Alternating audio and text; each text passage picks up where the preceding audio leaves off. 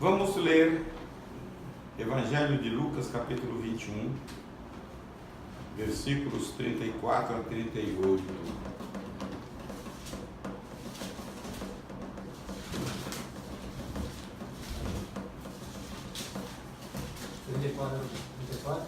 A 38.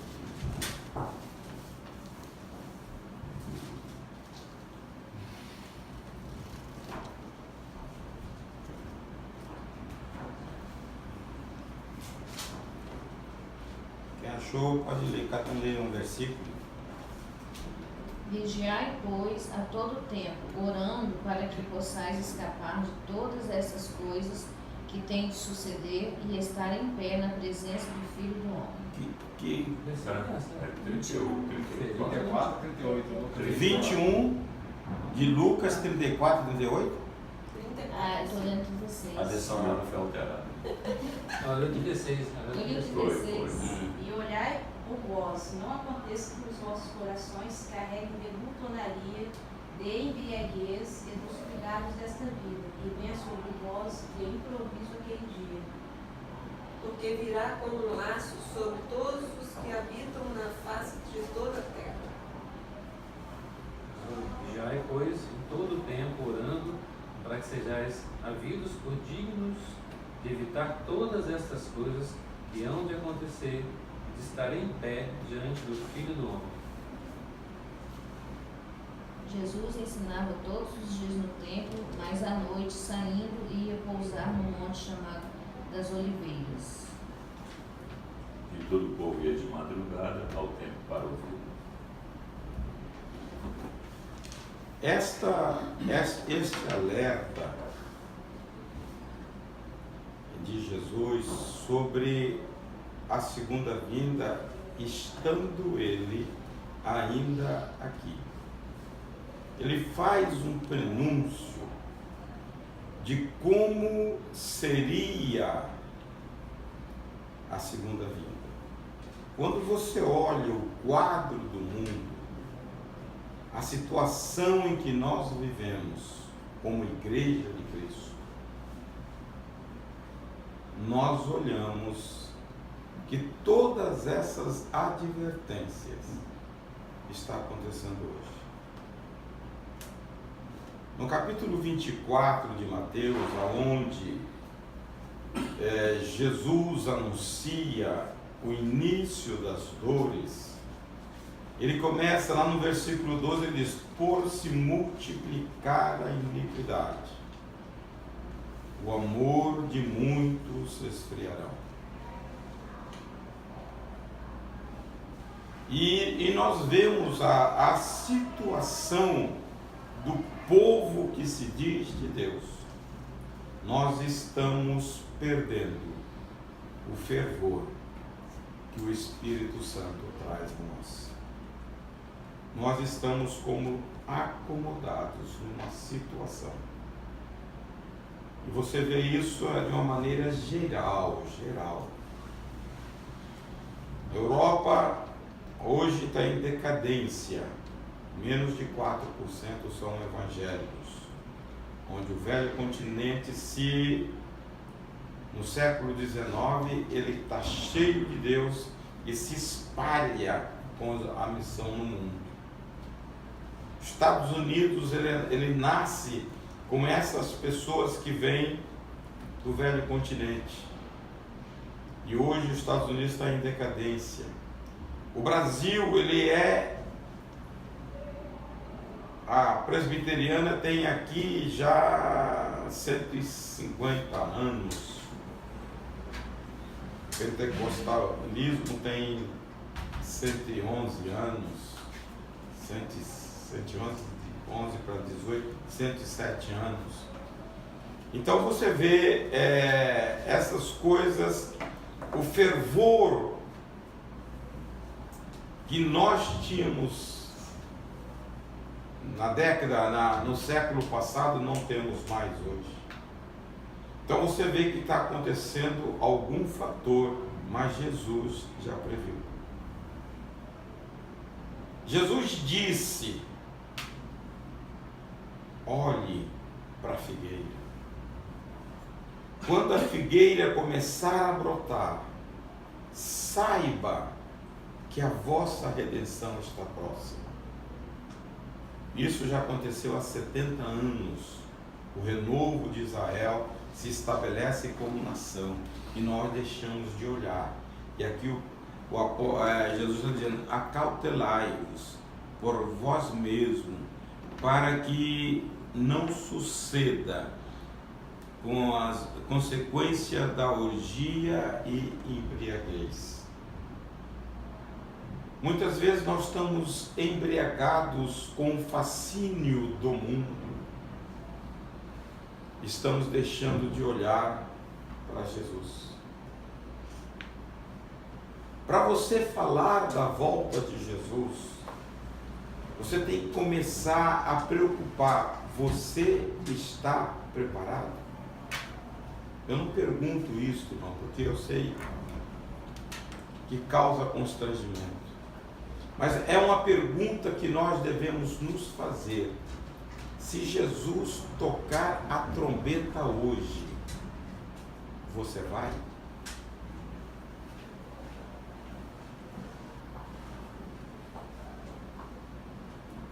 E nós temos essa convicção ou não temos, como crente? Temos ou não temos? Hein? Deveríamos Sim. ter, né? Sim. Temos que ter a convicção de que temos que nos preparar todos os dias para irmos, né? Capítulo 8, versículo 16 de Romanos. Olha, isso é uma marca.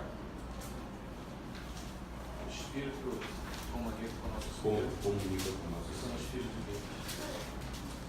Nós temos o testemunho do Espírito no coração. E como o Espírito não é uma força, é uma pessoa, você sabe se ele está em você ou não. Na hora. Temos também o testemunho da palavra, que é para medir nossa vida também, né, pastor? Então, nós estamos dentro de um quadro terrível para a igreja.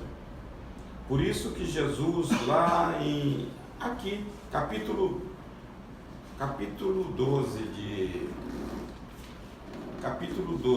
Lucas, acho que a partir do versículo 35, leia aí o que... Estejam cingidos, É. estejam cingidos os vossos lombos e acesas as vossas candeias. Pode ler até o 40. Sede vós semelhantes aos homens que esperam o seu Senhor, quando houver de voltar das bodas, para que quando vier e bater, logo possam abrir-lhe. Bem-aventurados aqueles servos, os quais, quando o Senhor vier, acharem vigiando. Em verdade vos digo, se cingirá e os fará sentar à mesa, e chegando-se os servirá. Se vier na segunda vigília, se vier na terceira vigília, e os achar assim, bem-aventurados são os tais servos. Sabei, porém, isto, que se o pai de família soubesse a que hora havia de vir o ladrão, vigiaria, e não deixaria minar a sua casa. Portanto, estai vós também preparados, porque virá o Filho do Homem a hora Que você não pensa. Então é um momento inesperado. Então você não tem como se preparar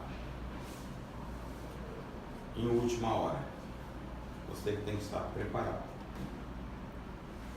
Então, eu falo assim, que a gente tem que se preparar todos os dias, né? Todos os dias. Porque se você faz algo errado e não volta, né? Se Deus, né? Haja misericórdia do Senhor para nos perdoar naquele instante ali, como o senhor falou, né?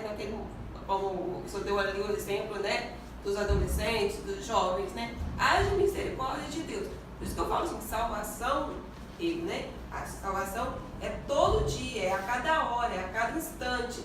Porque eu tenho que me vigiar para que não entristecer o Espírito Santo, para que eu não venha fazer algo que vai entristecer a Deus, né? É todos os dias. No versículo 36 da nossa leitura, ele diz: vigiai, pois, a todo tempo, E não salvos para sempre. orando para que possais escapar de todas estas coisas. E a gente vê que Satanás ele está investindo pesadamente. E é por isso que Jesus manda vigiar.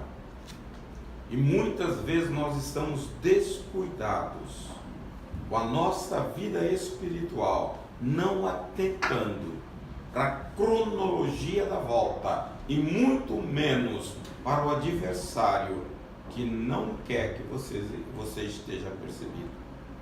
É vigilância. O pecado está se avolumando. Tem hora que eu fico olhando a situação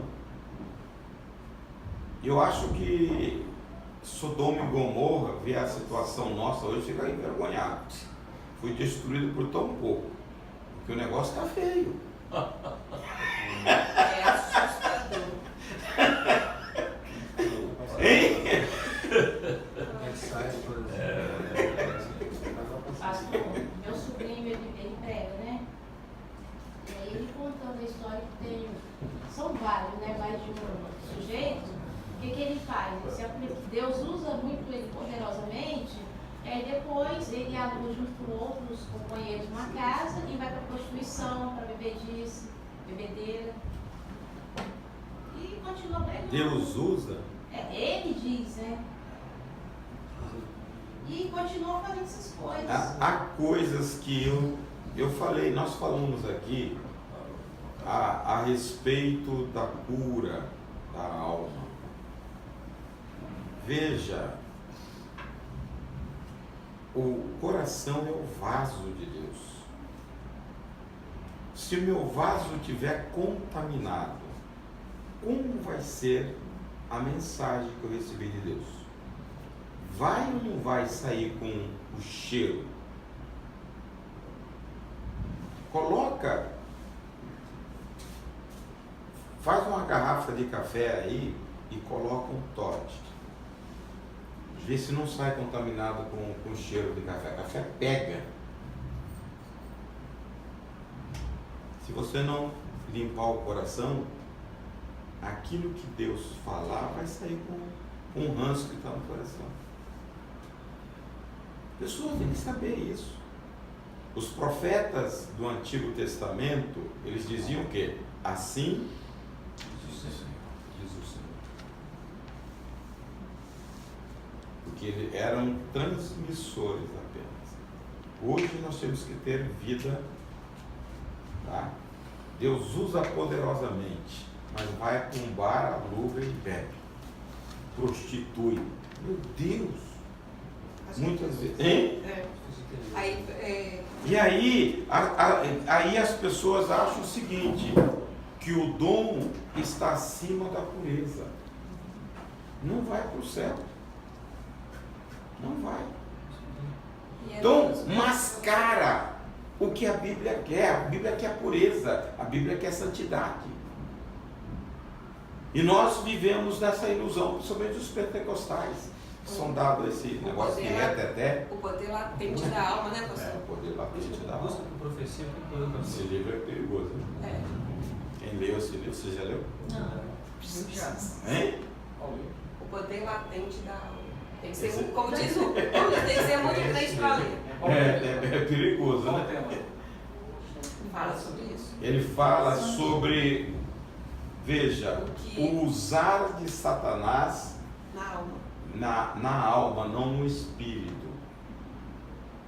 Satanás tem uma facilidade, por exemplo, essas pessoas que manipulam as outras pessoas com hipnotismo, essas coisas, eles são usados pelo espírito demoníaco e não pelo espírito de Deus, porque o espírito de Deus não vai invadir a sua cabeça, a sua alma, não tem interesse, só o demônio.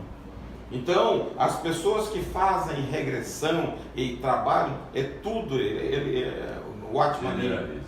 Hein? Ele generaliza. Generaliza. Pastor, Mas é perigoso. Esse meu pentecostal, eu já fui em muitas reuniões. Ele Princípios que eles usam são princípios que tem na Bíblia. Eles não sabem disso, mas tem na Bíblia. Veja, eles trabalham muito com a mente, tá? Para você trabalhar, para você se achar, mas você precisa conhecer, abrir a parte mental, está na Bíblia. Então, quando eles trabalham com a alma humana, esses princípios estão na Bíblia, tá? Eles estão trazendo isto, algo que nós já tínhamos e muitas vezes não conhecíamos os detalhes, porque a Bíblia, ela não vai, eu vou falar sobre a alma daqui para cá, ela está esparsa na Bíblia. Você tem que conhecer a Bíblia. Para conhecer o princípio, você tem que conhecer, por isso tem que ler, porque você encontra em várias partes. Aí você vê no Velho Testamento, você vê nos Evangelhos, e você vê no Novo a confirmação das doutrinas fundamentais. E a psicanálise aqui. Agora, o grande problema que eu vejo hoje nos pastores, eles querem trazer a ciência para algo que é espiritual. Eles tinham que fazer o contrário, né? Exatamente. Então, isso para mim, eu acho meio temeroso. Mas você pode pegar... Todo psicanalista vai seguir uma linha correta, né? Falando das bases, né? Então, eu dou valor ao conhecimento da Bíblia, mais do que tudo. A Bíblia é o melhor livro que existe. Você pode aprofundar em psicologia, psicanálise, pode. Você pega umas palestras do Augusto Cury, um cara, você fala, mas para mim é Bíblia, tá? Pode conhecer muito de ciência, mas a Bíblia, a palavra de Deus diz que todos os tesouros da sabedoria e do conhecimento estão em Cristo Jesus, ocultos nele. Não precisa ser revisado. Para você extrair estas coisas ocultas, você tem que estudar. Como nós vivemos numa preguiça endêmica hoje, todo mundo é preguiçoso. É o que a Bíblia fala, buscar-me-eis e eu te mostrarei de tesouros que não sabes. Não sabes. Agora, essa questão do... Igual essa questão de coaching agora, né? Que eles tentam? Eles tentam fazer você se convencer de que você é uma pessoa, isso que eles querem. É o que a Bíblia fala, aquilo que pensa o seu coração, assim você é. Tá? E quando eu começo a pensar na Bíblia, olha, eu fico olhando o seguinte, se toda a igreja, se todo crente pegasse o modelo de Cristo, eu vou viver como Cristo, nós não seríamos uma comunidade impactante? Só que a gente não se encara isto, tá? O caráter de Cristo em nós muda a nossa relação com todo o ambiente, com todos os próximos. Por quê? Porque Cristo foi dominado pelo Espírito para viver a vida que viveu. Logo, se o Espírito está à disposição do crente, ele pode. Por isso que Jesus falou, vocês podem fazer as obras que eu faço. Vocês podem viver a vida que eu vivi. Eu vejo pessoas falando isso aí. Eu vejo que a Bíblia propõe para a gente aquilo que são os maiores anseios da alma humana. Está na Bíblia. A Filipenses fala do livro sobre a graça. Ele fala que o que o mundo precisa e quer é graça. E é a igreja que tem isso. Só a igreja que tem. Nós somos porta. Veja bem, este momento da igreja, a gente tinha que voltar mais. É que a gente não para pensar, refletir sobre a Bíblia. Quando você para um pouquinho, eu gosto do meu sábado, porque eu gosto de refletir, olhar. Eu tenho hora que eu fico olhando, eu fico analisando o Velho Testamento, o preparo que Deus fez lá para trazer Jesus. E quando eu olho agora o preparo do momento para Jesus voltar a segunda vez, eu falo que está longe. Mas Deus pode fazer coisa repentinamente porque Ele tem poder. Quando você vê o governo do anticristo, vai ser um governo único. Se você olhar a configuração geopolítica, você fala, não pode ser agora. Pode? Parecia que ia, depois fez assim. Não pode ser agora. Mas Deus não pode fazer porque o pecado está aí. O negócio está volumando. O mundo está precisando de um líder, né? Todo mundo anseia esse líder. Anseia esse líder. Tá? Mas, veja, o poder é alucinante. Então, para todas as nações e todos os continentes abrirem mão para um líder único, é muito difícil hoje. Mas o senhor acha que vai ser o mundo inteiro? Não vai ser só ali naquela região? Como que o anticristo vai governar? Não, mas ele vai ter todo o petróleo na mão dele, vai ter muito poder, muito dinheiro, né? Porque ali, Dizem, o Jefferson é de opinião disso, mas eu fico cá com meus pés atrás. Não, O dizer com certeza. petróleo em si não vai ser mais base daqui a 20, 30 anos, não. Mas eu não sei, porque... A energia pura aí está chegando e está chegando. Mas o mundo vai ser dependente de muito tempo. Isso aqui é petróleo, isso aqui é petróleo, isso aqui é petróleo. Agora vocês imaginem uma crise mundial e surge um líder que a Bíblia descreve que ele faz milagres. Faz milagres. Ele vai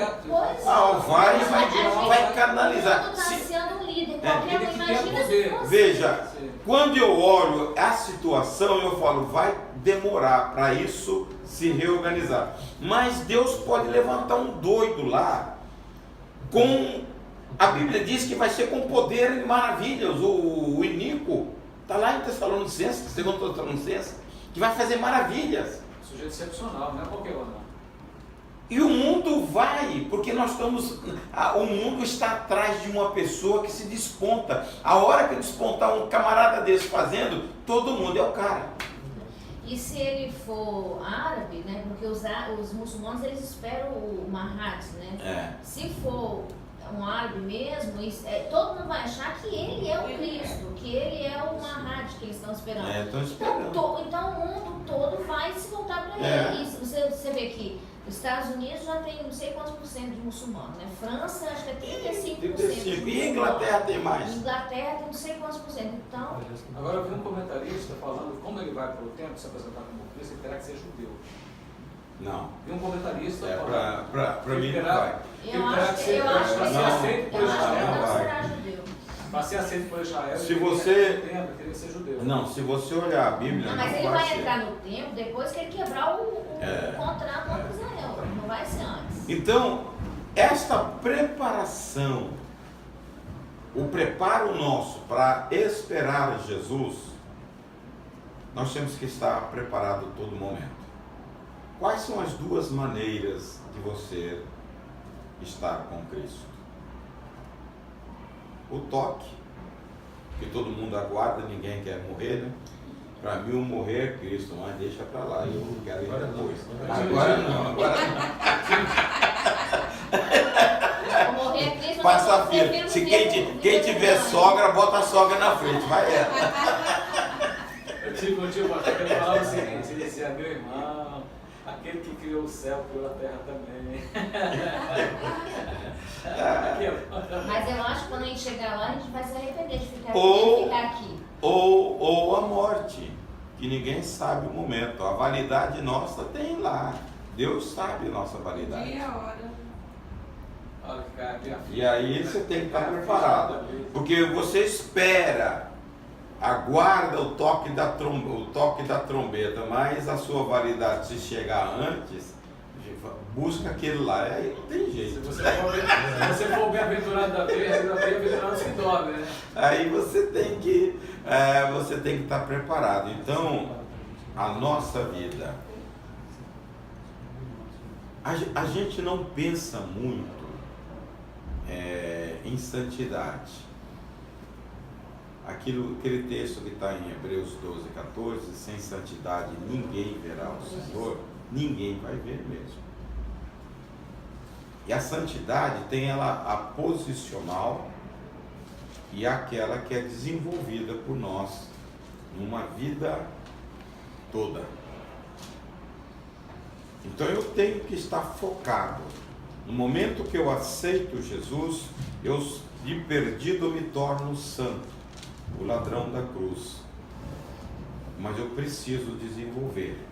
Paulo diz: a igreja que está em Coríntios, aos santificados, chamados para ser santos. São duas posições. Momentânea, tá? Que você está em Cristo, e aquela que você desenvolve. Então a santidade nós falamos aqui a semana passada sobre a recuperação da imagem de Cristo. A santidade é isso. Porque ela vai trabalhar com a sua alma. Ela vai trabalhar com o seu caráter. Ela vai aproximar mais de Deus e distanciar você do mundo. E quando nós aproximamos de Deus, a influência dele domina a nossa vida. A natureza dele, ela é implantada em nós, como diz 2 Pedro 1:4. Diz que nós somos chamados para Deus implantar a natureza divina em nós. São coisas que quando você pensa, é por isso que eu acho que a Bíblia é fantástica. Veja o propósito de Deus, implantar a natureza dele numa pessoa fraca e perdida. Deus quer que a natureza dele, que a santidade dele, Hebreus 12:10 diz que quando Deus nos corrige, ele quer que nós sejamos participantes da santidade dele. Então, o desejo de Deus é mostrar ao mundo algo dele através da nossa vida, recuperação da imagem. Então eu preciso me preocupar com isso na minha vida cotidiana. E para você viver isso, você tem que viver uma vida de avaliação. Como você está? Nós queremos sempre estar melhorando. Quem trabalha aqui, que é empregado ou profissional, ele tem que ter essa preocupação constante de estar melhorando. Porque senão ele fica para trás. É ou não é? Tá? Você vai num profissional que não se especializa e não está. Você vai num empregado. Eu dizia que quando eu trabalhava que o empregado é aquele que se emprega. Se você avança, se você está na frente, se você tem informação, você será sempre útil. Mas se você acomoda com o tempo, vão te deixar para trás, vão te descartar. Então, a vida cristã, o crente deveria ter essa percepção de avançar na caminhada cristã. Bem, se você está nestas condições de preparo para ouvir o toque da trombeta, o que acontecerá quando a trombeta tocar? Hein? Diga, Miriam. Você está dormindo ainda? Você dormiu com aquelas crianças? Não, né? Madruguei aqui. Hein? Mas madruguei aqui. Por quê? Que hora? Ela levantei 5 horas aqui. É mesmo? Para fazer café e tudo? Tinha que estar prontinho aqui, 7h30.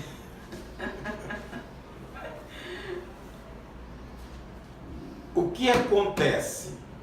Acontecerá ao toque da trombeta. 1 Coríntios, capítulo 15, a partir do versículo 20, lá diz ao toque da última trombeta. E muitas pessoas fazem confusão com esta trombeta. esta trombeta não é as trombetas do Apocalipse. Lá são trombetas de juízo.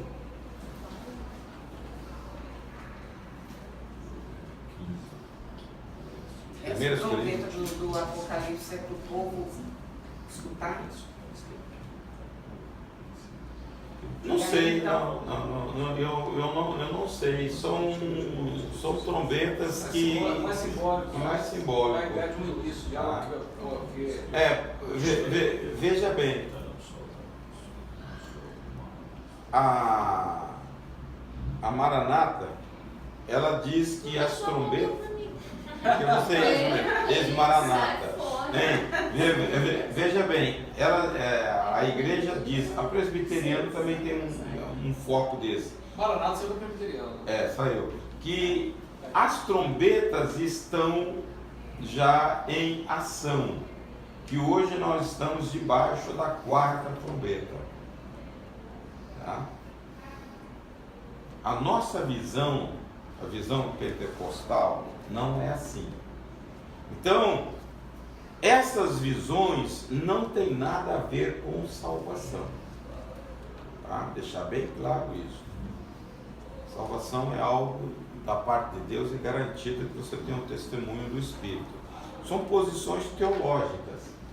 Tá? E a gente tenta se firmar em alguns princípios, em algumas palavras que estão na Bíblia, para a gente nortear. Embora você encontre também confirmação em todas as posições. Obrigado. Em todas as confirmações de ideias. Então, seguindo a nossa interpretação da Bíblia, a gente crê que Jesus virá em duas fases. Haverá a primeira fase, a fase que ele não virá visível ao mundo, não vai tocar no chão, e virá a segunda vez que ele vai tocar no chão e vai ser visto por todos. Então, nem todas as denominações compactuam com esta visão, tá? Porque 1 Tessalonicenses, capítulo 4, versículos 16 e 17, diz que, dada a palavra de ordem pelo Senhor, o arcanjo se posicionará e pegará a trombeta e dará o sinal. Só ouvirão aqueles que estão preparados. Ao som desta trombeta, que o mundo não ouvirá, a Bíblia diz que vai acionar os mortos em Cristo, e eles ressuscitarão, e nós, os vivos, seremos transformados. E Paulo diz isso em 1 Coríntios, que é no abrir e fechar de olhos. Então, você já procurou saber o piscar de olhos? Qual é a fração de segundo? Não dá nem para contar, né? Isso, quando a gente pensa em piscar, Já piscou. foi. Milionésimo, Você tá, milionésimo você não de percebe, segundo. né? E eu não sei com que rapidez. Tem hora que, tem hora que eu É fico, tão perfeito, né? eu fico pensando logicamente Não vai ter nenhum sofrimento. sobre isto. Nós temos uma lei que chama lei da gravidade, que todo corpo jogado, ele se esborracha. Mas ele leva um tempo de deslocamento. A vinda de Jesus não. Você vai no sentido contrário, contra a lei, e vai ser rápido. Entendeu? Você tem a lei provada isto, está tudo no papel, que a distância, o volume e tudo mais determina o espaço que você vai estar. Na volta de Jesus você vai fazer o contrário, que é contra a lei. E numa velocidade que você não tem, você não pode medir, não abrir e piscar de olhos. Você está lá. Só Deus para fazer uma coisa aí. Aleluia. Está lá. Então essas coisas, eu não sei porque o crente não tem tanta bobagem para pensar, mas ele tem tanta riqueza para pensar, ele não ocupa a cabeça com essas coisas. Eu fico pensando nisso. Contra a lei da gravidade, nós vamos ser tirados numa velocidade que não tem medida, no abrir e fechar de olhos. E lá em Tessalonicenses fala que nós encontraremos o Senhor aonde? Os ares ou das nuvens. Então, o encontro nosso, o primeiro encontro nosso com o Senhor será os crentes que aqui estão, será nas nuvens. Os que lá estão no paraíso, que já morreram com o Senhor, a Bíblia diz que eles vão voltar para se integrar ao corpo, à fumaça, à cinza. Então, é fantástico. Aquele foi cremado. Vai. E o negócio espalhou lá no alto mar. Deus sabe de tudo, vai sair de lá. Mas Ué. ele sofreu no oceano, está nos 5 continentes espalhados. Está espalhado aonde tiver, tá? E nós vamos ser revestidos. Os que estão no paraíso, eles estão na essência espiritual. Corpo alma e espírito. Eles descerão, se revestirão do corpo de glória e nós encontraremos o Senhor nos ares. A Bíblia diz para estar para sempre com o Senhor. Deste momento à frente, nós caminharemos sempre junto com o Senhor. A noiva ou o noivo. Aí, irmãos,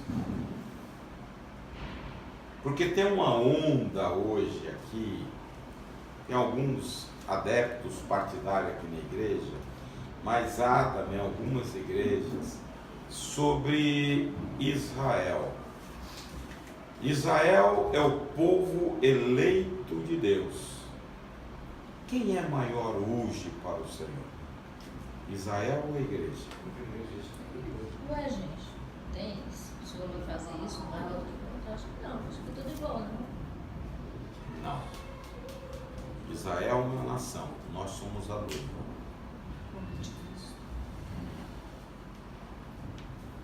O tratamento, Lia, né? Ele queria Raquel e a gente Lia, né? O tratamento de Deus hoje é com a igreja.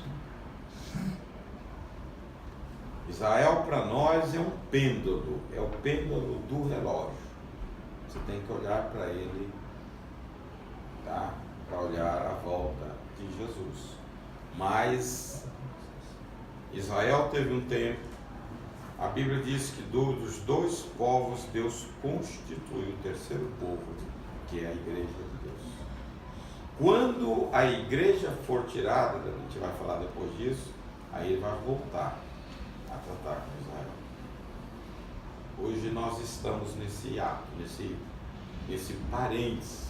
Então, veja, quando nós chegarmos após o arrebatamento, nós estaremos sempre com o Senhor. Aonde Jesus estiver, nós estaremos com Ele. Porque este é o anseio de Jesus como noivo, estar com a noiva. Mas antes, aquilo que nós falamos, o preparo. Para essas coisas desenrolar, eu tenho que estar preparado.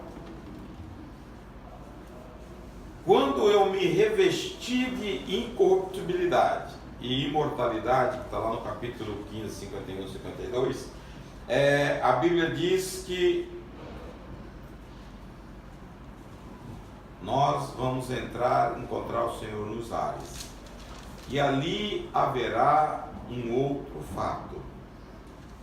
É ali que nós vamos passar pelo tribunal de Cristo.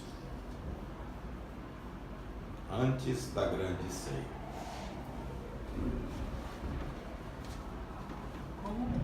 Hein? Tem o trono branco. Não, não é trono branco ainda não. Ah, bom. Tá. Tribunal de Cristo. Tribunal de Cristo. É logo após o arrebatamento. Tá? A Bíblia tem uma sequência. 9:27 de Hebreus diz que após a morte segue-se Juízo. Segue-se o juízo. juízo. Para os crentes, esse juízo não condenatório é logo após a ressurreição. Porque a Bíblia tem que ser cumprida. Então, todos os crentes vão entrar no tribunal e vão ser julgados por aquilo que fizeram. Após o milênio no trono branco, quando o mundo ímpio se ressuscitar, eles vão entrar também de juízo, logo para o trono branco, para que se cumpra a palavra. Após a morte, segue-se juízo. Então os crentes serão julgados por aquilo que fizeram. Tá? Uns receberão coroas, outros não. Paulo diz que lá no capítulo 3 de 1 Coríntios, versículos 12 para frente, diz que toda obra será testada pelo fogo. E haverá obra que é material ouro, prata, pedras preciosas, mas haverá também palha, feno ou madeira. Então, estas obras de palha, feno ou madeira, elas não resistem a fogo. Logo, as pessoas que praticaram aqui esse tipo de obra, a Bíblia diz, eles serão salvos como que pelo fogo. Entrarão no céu chamuscado, cheiro de cinza.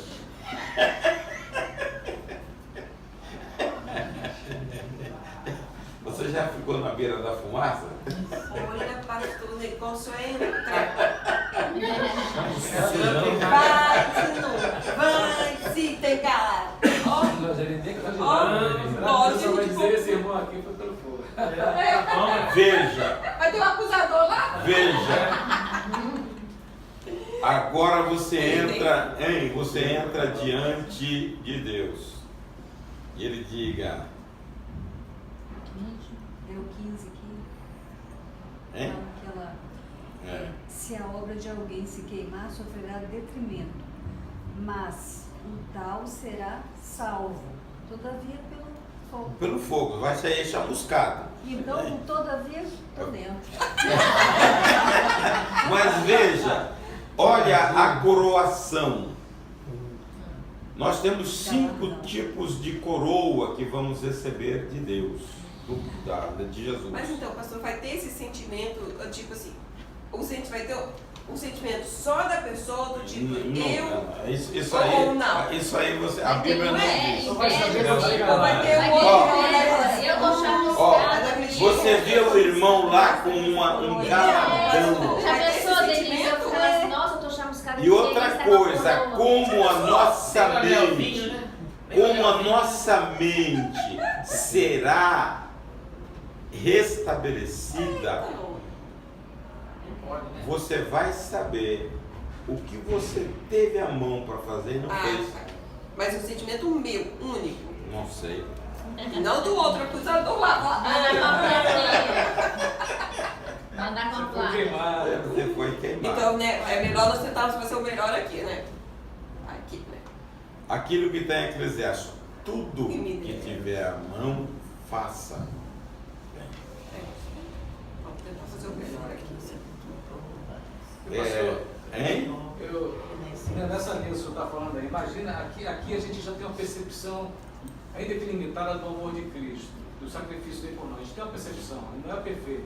Se chegar no céu, você vai ter a percepção perfeita de você, e você não fez nada. Não é? Deve ser um sentimento, Deus lá no céu sei. que... Puxa, Aí você vê, como no céu não haverá tristeza, não haverá dor, não haverá angústia, eu não sei que tipo que é. Hoje Veja a grandeza, por isso que você tem que se aproximar de Deus. Quando você se aproxima de Deus e entende, a Bíblia diz que o amor de Deus excede todo o nosso entendimento. Entende um pouquinho do valor, é aquela frustração que Paulo tinha. Eu sou devedor. Um cara que abriu igreja nos 2 continentes. Ele olhava para o sacrifício de Jesus e falava: eu sou devedor. Não fiz nada. Por aquilo que Deus... E muitas vezes, nós por não pararmos, e isso é obra de Satanás. O crente não tem tempo para parar, para meditar, para se encher da palavra de Deus e para dar tempo ao Espírito trazer revelação. Como que o Espírito vai trazer revelação? O cara, para um pouquinho aí que eu quero falar, o cara já sai correndo. Eu não tenho tempo para vislumbrar o que Jesus fez por nós. É nessas paradas, irmãos, que eu fui tratar da minha alma. Eu vi que o sacrifício de Jesus não é só para salvação, é para cura física, é para cura emocional, é para cura da alma, para que a plenitude de Deus se apodere da minha vida e eu curta a Deus. Quando você vai orar, não vai orar porque esse negócio é chato. Você ora com prazer, você está entendendo? Se você não tiver uma mente que medita na palavra, você vai orar. Quando você ora a Deus, você não curte Deus. Deus, pessoal, é isso. Você aponta aos outros. Você não faz uma adoração a Deus. Deus é o rei, Ele está no trono, Ele merece a nossa adoração.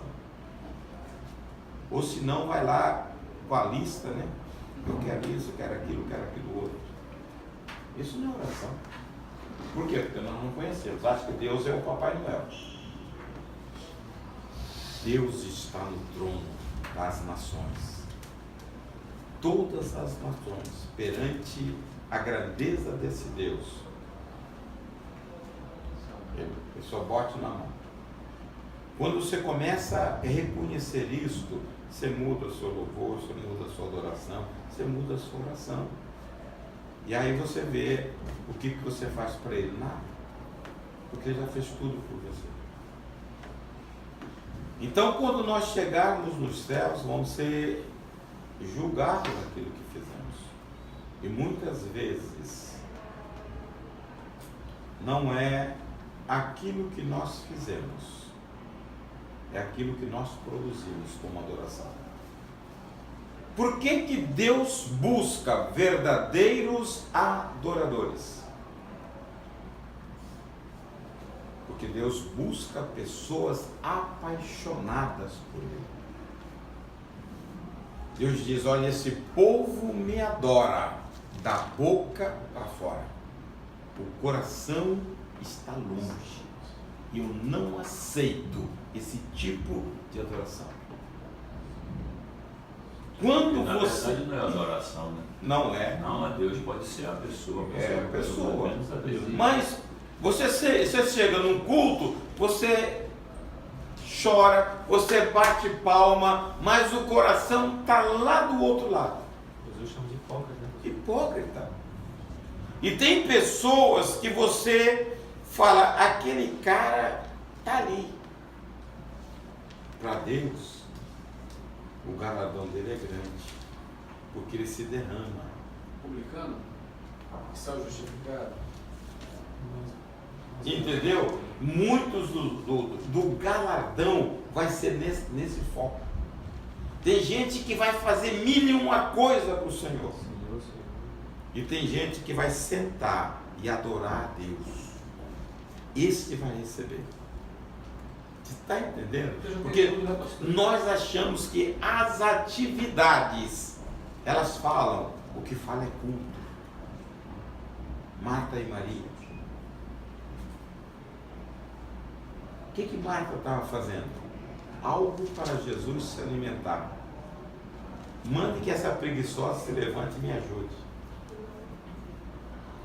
E Jesus falou, não, ela escolheu a melhor parte, uma só é necessária, e ela escolheu a parte necessária. O que ela queria? Ouvir Jesus.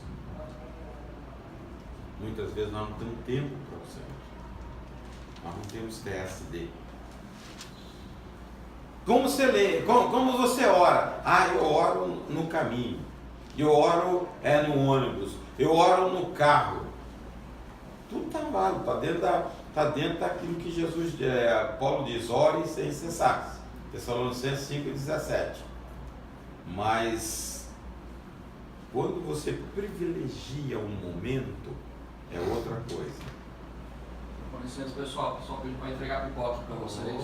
Hoje é culto, pipoca é depois. Rapidinho, antes que o pastor briga comigo ali, gente. Esse aqui Pode sim é pegar legal. dentro? Pode, ué. Como é que Já não... bagunçou tudo? Pastor, você não pode não. Aí já vai ter os princípios. Já pensou? Me tiraram a pipoca, só passou o cheiro. Pode a picanha. Pipoca pode, né? Então, Ó, vou deixar aqui, tá? Ali vai ganhar o galardão também. Obrigado. Ah, então você tem que pensar o que você está fazendo para Deus. Está dentro do padrão dele?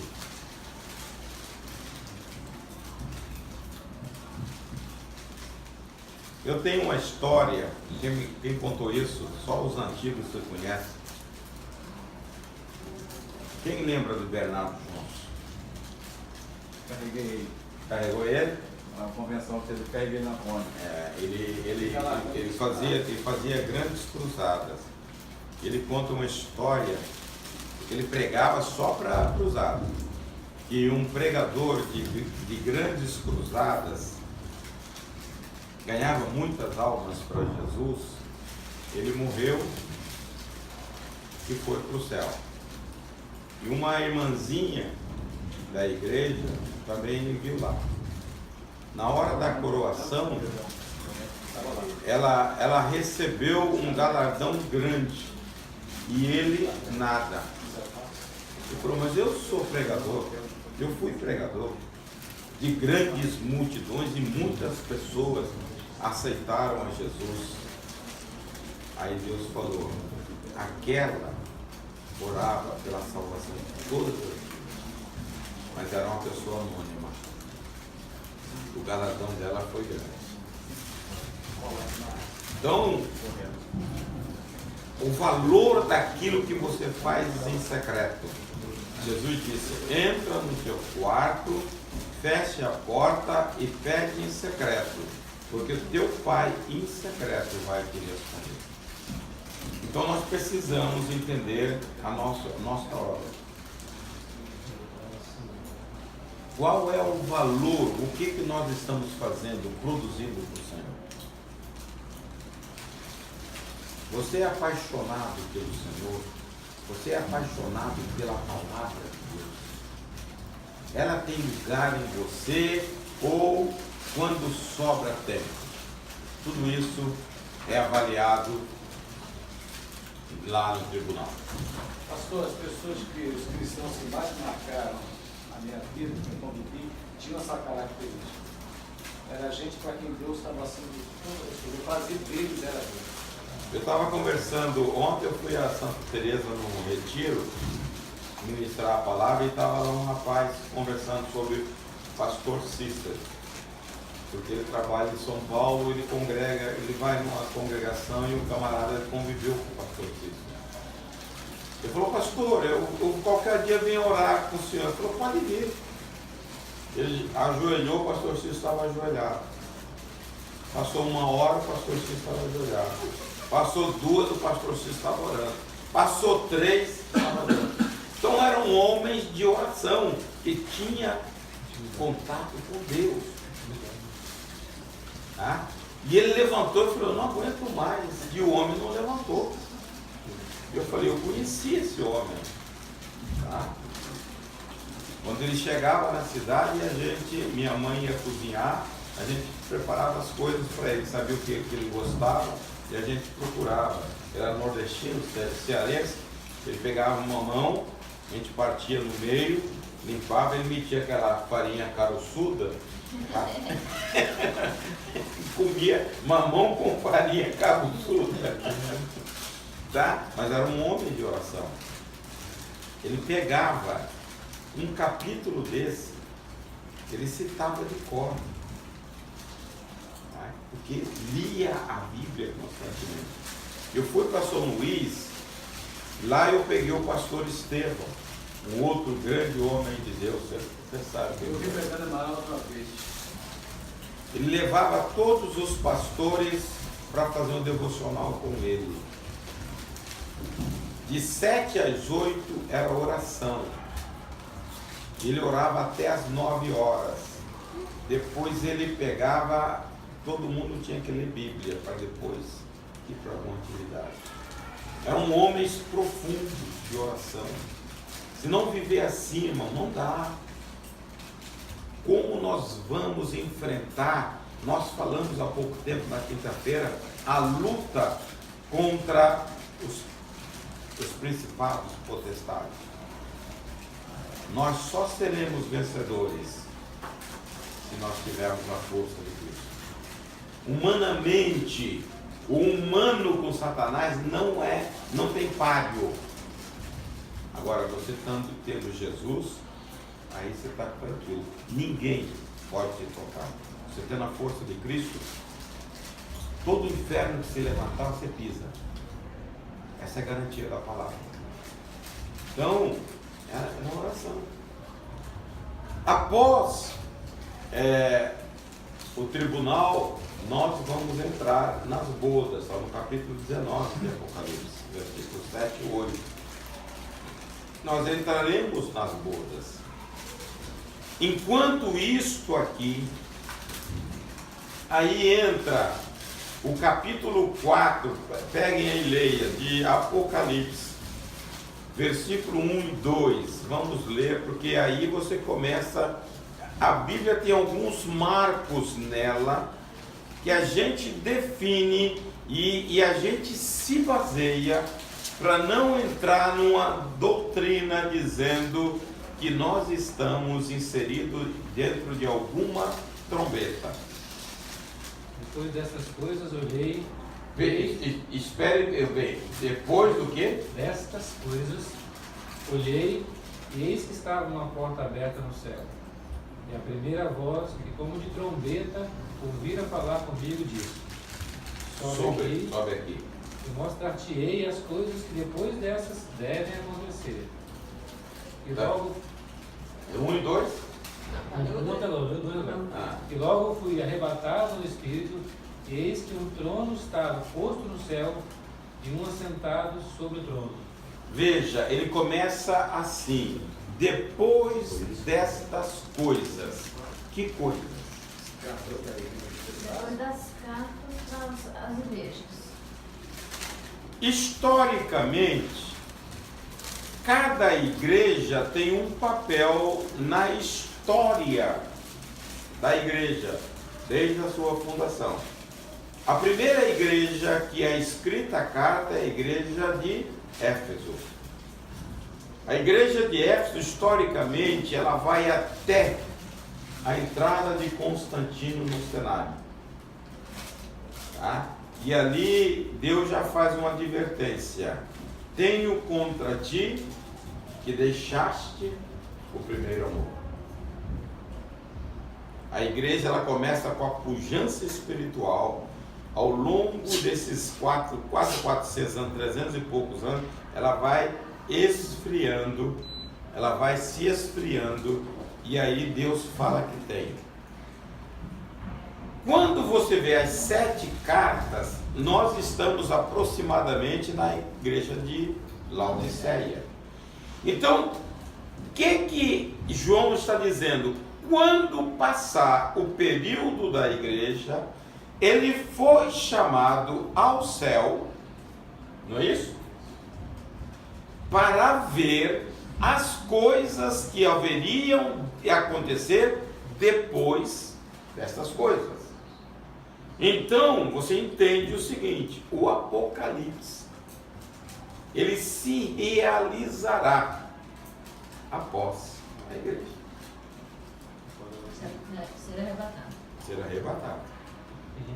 Porque no arrebatamento, nós iniciamos a jornada como igreja no Pentecostes e nós vamos terminar no arrebatamento. No Pentecostes o Espírito desce, no arrebatamento o Espírito sobe, levando a igreja ao noivo. Tem gente que está vivendo a grande tribulação. Tem gente que entende isso. Então, a nossa interpretação é, a gente tem isso como nós, mas tem muitas pessoas que não vê assim, tá? Então nós estamos nos fundamentando na Bíblia para mostrar que o Apocalipse, capítulo 5 fala da glória, capítulo 6 em diante começa a falar das trombetas. Esse período começa após o período da igreja. Então o Apocalipse só vai acontecer quando a igreja for tirada. Lá de a igreja morta, né? Esse Em período. diante começa falando dos 7 selos. Do 6, né? Do 5 em diante começa a falar dos 7 selos. E aí você começa a ver o seguinte: neste período que nós fomos arrebatados, estamos com Cristo, aí você tem que voltar lá no Velho Testamento. Quando Daniel ora ao Senhor, que Deus responde a ele dizendo: olha, 70 semanas estão determinadas sobre o teu povo.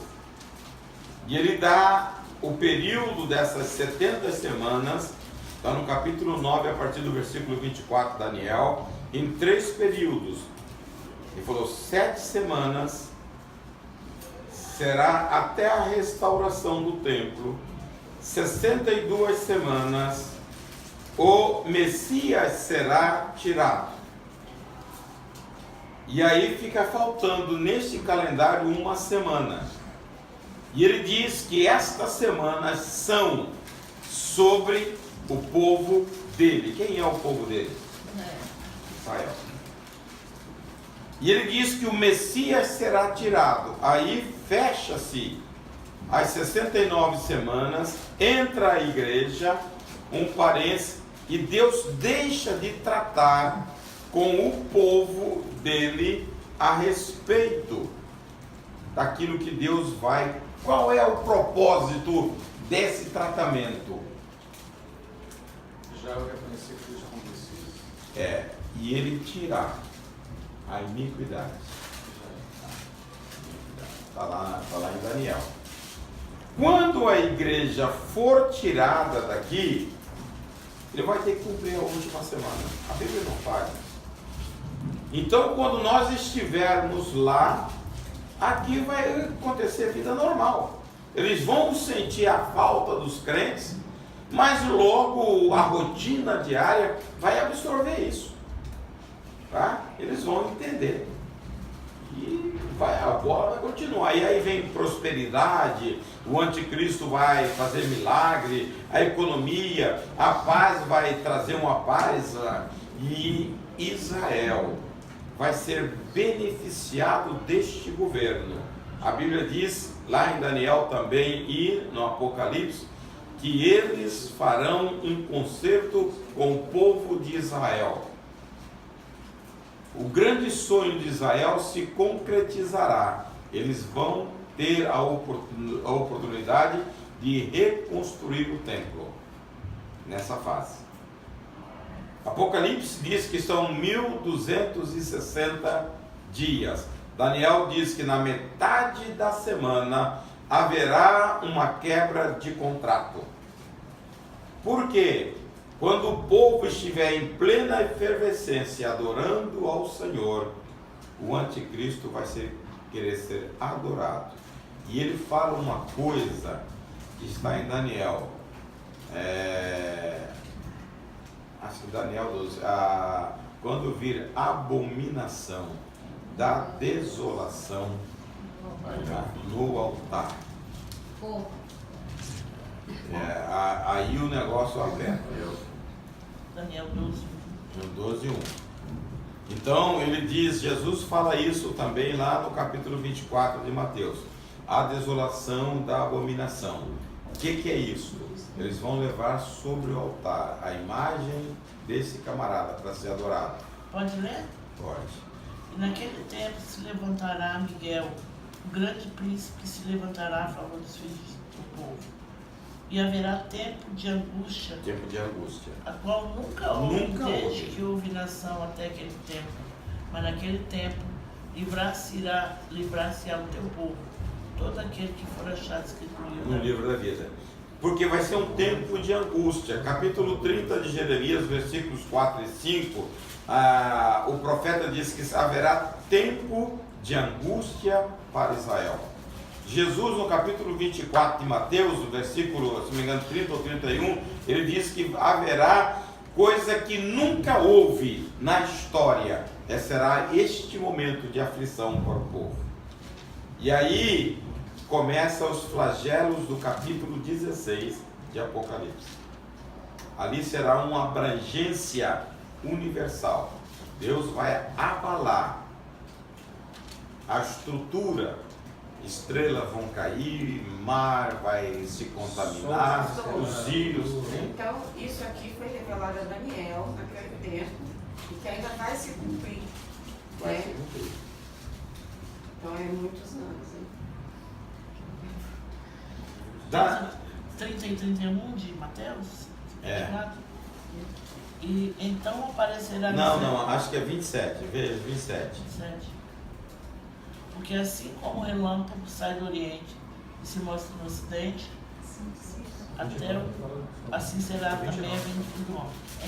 Não, um que fala que será logo depois da aflição daqueles dias, o sol escurecerá e a lua não dará a sua luz. E as estrelas cairão do céu, e as potências do céu. É um que fala que serão um tempo de tormento que até hoje não houve. Está escolhido, é o 31 mesmo. É 31? Ele enviará os seus anjos com Não.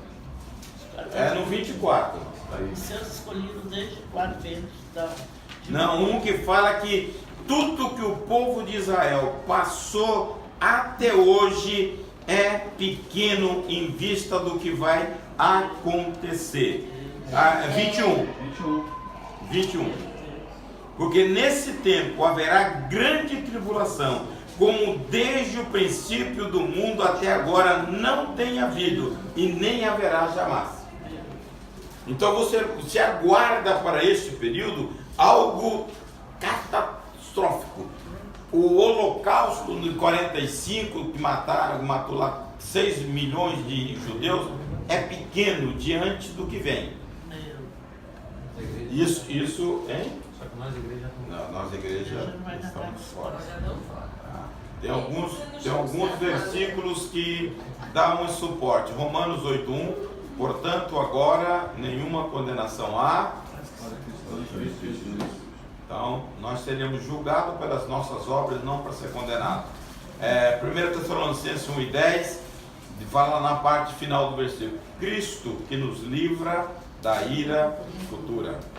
Então, nós estamos, Tito também fala, nós aguardamos a bendita esperança, que Jesus nos livrará da condenação. Então, neste período de angústia, neste período tenebroso, que será de 3 anos e meio, aí vai florescer um grupo de pessoas desavisadas da igreja. Então, o período da grande tribulação que haverá salvação. É a repescagem. Tá? E a Bíblia mostra no capítulo 25 de Mateus que nesse contexto Jesus virá para socorrer Israel. E nós viremos com ele, já glorificados. Então, irmãos, vale a pena se preparar, estar preparado. Porque a gente não sabe o dia nem a hora em que tudo isso vai acontecer, ou o nosso tempo terminar aqui. O tempo está preparado. Para que a gente desfrute de tudo isto, tá? Não passar pela grande tribulação. Quando Jesus voltar para socorrer Israel, aí está no 30, 24 e 30, todo olho vai ver. O negócio é longo. Eu, quando era criança, eu ficava pensando isso, não tem Hoje como. está bem fácil, né? Eu olhava, não tem jeito, a Bíblia está dizendo todo olho verá. Como que vai ver? Uma que a terra é redonda, você começa a estudar, essa bola vai acontecer lá, e diz o local, né? Vai ser sobre o Monte das Oliveiras, lá naquele lugar onde você teve, né? Olha, quando eu agora leio a Bíblia, eu visualizo com uma exatidão. Antigamente eu fazia uma imagem, hoje eu sei aonde é. E vai entrar pela porta dourada, né, que está fechada. Eles fecharam a porta para o Messias não entrar e fizeram um cemitério na frente, porque o sacerdote não pode andar. Não pode, exato. Mas a Bíblia fala. Está fechado atualmente? Está fechada, com pedra, fechada com pedra. Mas a Bíblia fala que quando ele chegar, o morro vai abrir. Vai se abrir. Então ele vai poder passar ali e entrar na Por porta. isso que eu citei aquela posição de algumas pessoas que falam que não vão aceitar um Messias que não seja judeu. Veja, o Messias é judeu, mas o anticristo não. Ele não vai se apresentar como Messias? Não, eles vão dizer que é o Messias pelos milagres que ele fará e pela paz que vai ser introduzida na terra e pela prosperidade que a terra vai viver nos seus 3 anos e meio. Pastor, eu vou falar que ele deveria ser judeu da tribo de porque ele não vai ser aceito nesse Messias que não fosse judeu. Eu acho que vai ser o Messias dos árabes, porque os árabes esperam um Messias também. É uma armadilha que eles falam. Tanto é que não vai ser que ele vai chamar, como os judeus foram chamados pelo Império Romano e eles tiveram privilégio de culto no Império, neste governo eles vão ter privilégio de culto por esse governante. Tanto é o seguinte, por que eles vão perseguir Israel, como está na Bíblia, que nunca houve na história, no cenário histórico, uma perseguição como haverá? Porque ele não é judeu. E Jesus vem em socorro da nação, no capítulo 25 de Mateus. Aquilo que nós pregamos muitas vezes, que Jesus vai separar bode de ovelhas, não é de crente, não. Aquilo são nações. É porque nesse caso eles transgrediram, aceitando alguém que não era judeu, né? Quem? Por isso que vai cair né? Eles vão passar por essa privação. Não, mas eu acredito que Israel vai ter o seu governante. Só que eles vão fazer um acordo com esse outro governante. Vamos fazer um acordo com esse outro governante. Porque o judeu tem essa coisa de genealogia. Ainda hoje a gente conhece quem é de cada tribo. Mas aí, não judeu. a primeira coisa que eles vão fazer é reconstruir o templo. Tá? Muitos dizem que a mesquita de Omar não tem nada a ver com isso. Ela é a pedra da unção, né? Aquele rapaz disse para nós, dentro daquela cúpula dourada está a pedra da unção. Essa pedra da unção é a pedra onde Isaac ia ser sacrificado. Ela fica no meio do templo, em cima da onde foi construído o Santo dos Santos. Então aquilo para eles é a paixão deles. Eles trabalham para isso, e os árabes não abrem, tanto é que ninguém entra. Judeu não pode nem entrar. Dentro de Jerusalém, judeus não entram ali, porque dá confusão, dá briga. Tá? Nem a gente pode visitar porque eles Isso não- dos árabes? Hein? Os árabes? Não deixa. É o território deles. Território deles. Nem a gente pode entrar, nem turista. Não, turista, aquele dia, tinha uma fila enorme, né? Você pode até entrar, mas você tem que botar uma roupa que eles querem, tem que vestir do jeito que eles querem. Mas dentro da mesquita, Acho que não é. entra. Não entra, de jeito nenhum. É complicado. Então, quando eles fizerem um acordo, eles vão reconstruir. E aí, o problema está na adoração, que o cara quer ser adorado. Tanto é que não é judeu por isso. Tá? Eles acham, esse Jefferson Neto, ele acha que vai ser um árabe. Eu não sei aonde está o contexto da Igreja Católica. Tá? Muitos hoje dizem que o Papa também poderia ser. Mas eu não faço essas ideias, não. Eu não gosto de pensar sobre isso. Neste contexto, Jesus virá. E nesta vinda de Cristo, todo olho verá. Zacarias 14:4 diz que ele vai pisar no Monte das Oliveiras, e o Monte das Oliveiras vai se abrir em dois, e vai fazer um grande vale. Atos 1:11 diz que do mesmo jeito que Jesus subiu do Monte das Oliveiras para ser assunto aos céus, ele vai descer no mesmo lugar. Então a Bíblia está dizendo que ali neste lugar vai formar um grande vale que Jesus vai julgar as nações. E é ali que ele vai levar as nações a juízo em função de Israel. E é ali que ele vai dizer: vinde bendito de meu Pai, possuir por herança o reino que vos está preparado desde a fundação do mundo.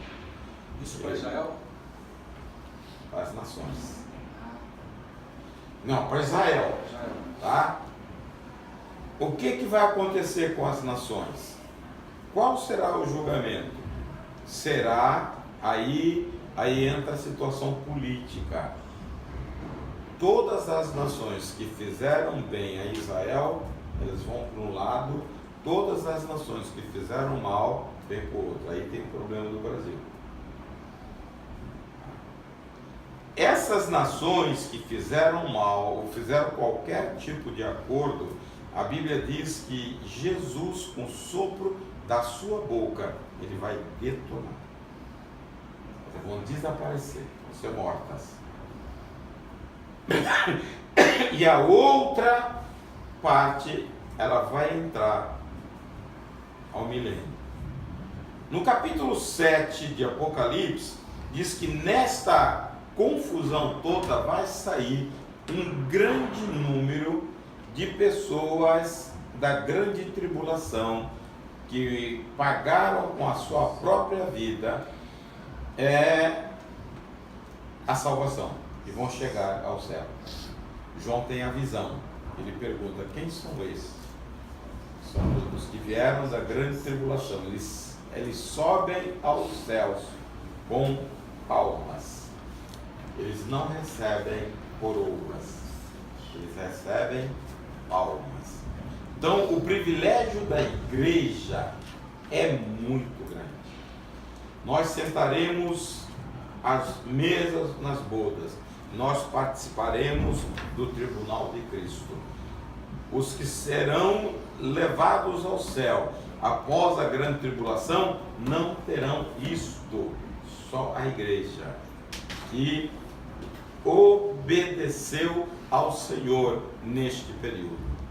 Então, olhe, Satanás sabe de toda a história, de todo o propósito de Deus, e ele não quer que nós cheguemos lá. Essa palavra da grande tribulação da multidão, é Apocalipse 7, 14. E disse, Um dos últimos versículos. Disse-lhe: Senhor, tu sabes, esses são os que vieram da grande tribulação e lavaram as suas vestes pelo que era o sangue do Cordeiro. 7,14. Então, essa multidão, ela vai passar por esse sofrimento. não era necessário, mas por descuido, vamos passar. Veja, irmãos, esse alerta de Jesus, vigie e ore, para que você esteja apercebido, porque você não sabe a hora em que o Filho do Homem virá. Mas eu preciso estar com o fogo do Espírito no meu coração, para ao toque da trombeta, ou a minha validade acabar, estar preparado. Ué, só fazer uma pergunta aqui. Queria saber sua opinião acerca daquele negócio do nascimento da ovelha vermelha. Não sei se você já viu. O quê? Ovelha vermelha, estava sendo até reportado aí, umas coisas na internet. Não vi não. Novilha vermelha? Aham, que eles estavam falando de que nasceu uma ovelha vermelha e que lá para Israel eles iriam sacrifício para a purificação do templo, um negócio assim. Aí eles estão guardando essa novilha aí, acho que é 7 estados. Não tem nada disso. Biblicamente não tem nada garantido. Eles já estavam assim, pelo menos eu vi na internet comentando acerca de que isso aí para os judeus seria assim, para purificar o templo, que vai ser reconstruído, que eles seria lá o sacrifício. Não. O que mais parece é que o pessoal aderiu às fake news, o negócio da política, aproveitaram e meteram aí. Já tem Não, gente, agora. Já tem uns 4 anos. Só que ela não vai durar até a purificação. Até 4 anos no vídeo já. Mas, esse é o panorama. Se eu tenho, veja bem, se eu tenho esperança de ser galardoado, de participar da boda do Cordeiro, eu tenho que me preparar. Quando eu tiro isso da ideia e não reflito sobre isso, a minha vida, rapaz, quando você tem esse tipo de foco, a sua vida é uma. Quando você relaxa, é outra. Então não perca a esperança. Que Rabino acha no dia vermelho, fazenda, tal, se anima.